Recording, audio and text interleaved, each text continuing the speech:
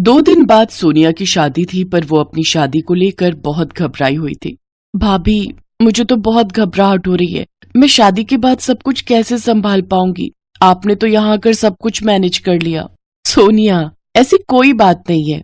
तुम भी अपने ससुराल में बहुत अच्छे से सब कुछ संभाल लोगी।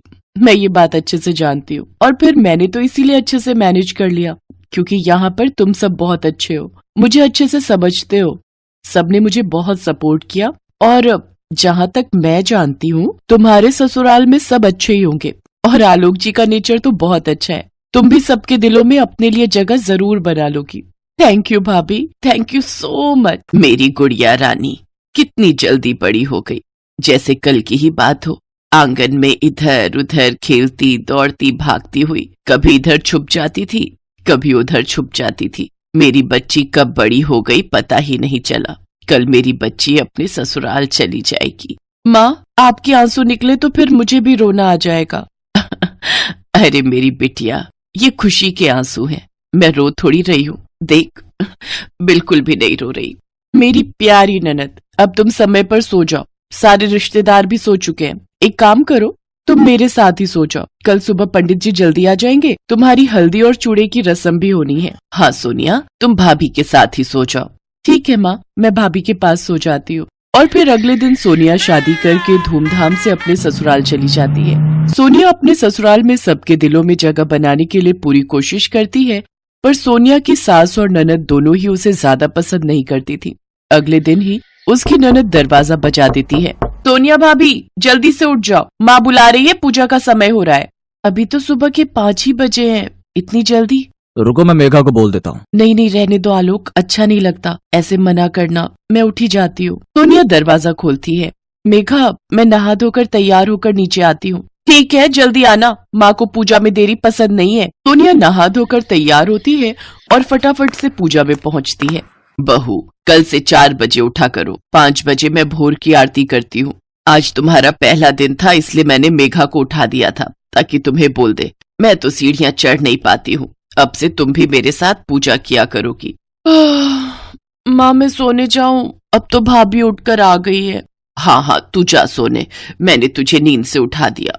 मेरी बच्ची, तुझे कॉलेज भी जाना होता है। जा, तू जाकर आराम से सो, फिर मैं तुझे 8 बजे उठा दूंगी। सोनिया अपनी सास के साथ पूजा करती है। नाश्ते में उसकी सास उसे समोसे बनाने के लिए कहती है। सोनिया बहुत अच्छा खाना बनाती थी। उसने अपनी माँ और भाभी से बहुत सारी डिशेस बनानी सीखी हुई थी। बहू, समोसे में मिर्ची बड़ी तेज कर दी, और थोड़े तले भी सही नहीं है, थोड़े कच्चे रह गए। थोड़ा धीमी आंच पर तलती तो और कुरकुरे बनते। खैर, अभी तो धीरे धीरे तुम इस घर के रहन सहन और खान पान को समझ ही जाओगी। मम्मी, मैं लेट हो रही हूँ, मैं कॉलेज जाती हूँ। ठीक है बेटा, टाइम से घर आ जाना। मम्मी, आप भूल गए हो, आज मेरी फ्रेंड का बर्थडे है, मुझे आने में लेट हो जाएगा।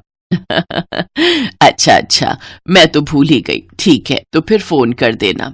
मेघा कॉलेज चली जाती है। सोनिया रसोई में बर्तन रखकर कमरे में आ जाती है। सोनिया, मैं जानता हूँ समोसे बिल्कुल ठीक बने थे।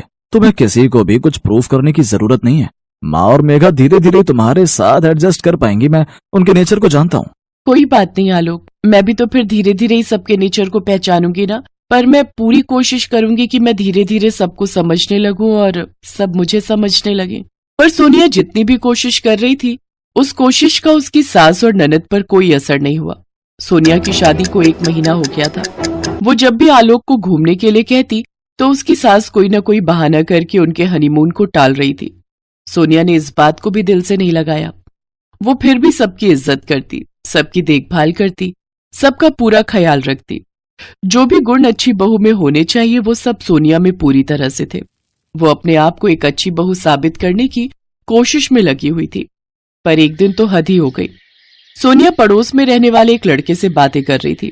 बातों ही बातों में सोनिया थोड़ी हंस पड़ी। कॉलेज से आते हुए उसकी ननद मेघा ने उसे एक लड़के से बात करते हुए देख लिया और जाकर सीधा ये बात अपनी माँ को बता दी। माँ, लगता है भाभी में बिल्कुल भी तमीज नहीं है। पड़ोस में रहने वाला वो रघु है ना, उससे हंस हंस के बातें कर रही थी। तुम जानती हो ना रघु कैसे स्वभाव का है, पूरे मोहल्ले का बिगड़ा हुआ लड़का है। क्या बहू रघु से बात कर रही थी? अभी इसकी खबर लेती हूँ। सोनिया अब तक अपनी ननद की सारी बात सुन चुकी थी। अब सोनिया की सहनशीलता भी जवाब दे रही थी। क्या बात है बहू, ये हमारे घर की बहू के अच्छे संस्कार वाली बात नहीं है। तुम किसी गैर मर्द के साथ हंस हंस के बातें कर रही हो। पता है मोहल्ले में कितनी बदनामी हो जाएगी। कुछ तो समझा करो, तुम इस घर की नई नवेली बहू हो। बस माँ जी, बहुत हुआ। आप दोनों मेरा बहुत अपमान कर चुके हो। अरे वो पड़ोस में रहने वाला रघु, मैंने उससे बात क्या कर ली, आप तो मेरे ऊपर लांछन लगा रहे हो। आपको पता भी है रघु कौन है? वो बचपन में मेरे स्कूल में पढ़ता था। वो मेरी सहेली का बॉयफ्रेंड है, मेरी बेस्ट फ्रेंड श्वेता का। वो तो हम बचपन की किसी बात पर हंस पड़े थे। खैर, मैं आप दोनों को सफाई क्यों दे रही हूँ, मुझे यहाँ रहना ही नहीं है। मैं अपनी मम्मी के घर जा रही हूँ। आलोक आए तो आप उसे बता देना। सोनिया गुस्से में अपना पर्स उठाती है और अपनी मम्मी के घर आ जाती है। उसकी सास और ननद घबरा गए थे, क्योंकि आलोक के आने के बाद वो क्या ही जवाब देते कि उन्होंने ऐसी क्या गलती की जिसकी वजह से सोनिया घर छोड़कर चली गई। उधर सोनिया भी रोते हुए अपनी माँ और भाभी को सारी बात बताती है। भाभी, मैंने उस घर में आपकी तरह जगह बनाने की बहुत कोशिश की, पर नहीं। माँ जी और मेघा, उन दोनों ने मेरा अपमान किया, मेरे चरित्र पर उंगली उठाई। क्या आपको लगता है कि मुझे उस घर में रहना चाहिए, वापस जाना चाहिए? सोनिया, रो मत मेरी प्यारी ननद। मैं आलोक जी से बात करूंगी। तुम्हारे भैया और मैं दोनों मिलकर उनसे बात करने जाएंगे। बहू बिल्कुल ठीक कह रही है। अरे हमने अपनी बेटी दी है तो ये थोड़ी है कि हमारा कोई सम्मान नहीं है। हमने अपनी बेटी को अच्छे संस्कार दिए हैं और वो मेरी बेटी पर इस तरह के लांछन लगा रही है। सोनिया, तुम्हें वहां जाने की कोई जरूरत नहीं है। अब पहले बात होगी तभी तुम वहां जाओगी। उधर आलोक भी अपनी माँ और बहन पर बहुत गुस्सा होता है। तुम्हें पता भी है मेघा, मैं जानता हूँ रघु को वो सोनिया के बचपन का दोस्त है, और खैर कुछ भी हो, वो मेरी पत्नी है। उस पर मैं अपने आप से भी ज्यादा विश्वास करता हूँ। मैं सोनिया को पिछले 3 साल से जानता हूँ। उसके जैसी बहू शायद ही आपको मिलती। अब आप दोनों को उससे माफी मांगनी होगी। सोनिया मेरी पत्नी है, उसका सम्मान करो माँ। वो इस घर की बहू है। मेघा, वो तुम्हारी भाभी है। तुम उसे इज्जत नहीं दोगी तो और कौन देगा? अगर तुम्हारे साथ शादी के बाद ऐसा ससुराल में सुलूक हो तो क्या तुम अपने ससुराल में एक दिन भी रह पाओगी? नहीं ना। तो सोचो सोनिया के दिल पर क्या बीतती होगी। वो बेचारी तो चुपचाप तुम सबसे थोड़ा प्यार पाने के लिए तरस रही है, पर तुम दोनों उससे बिल्कुल भी ठीक से बात नहीं करती हो। तू ठीक कह रहा है बेटा, हमसे बहुत बड़ी गलती हो गई। सॉरी भैया।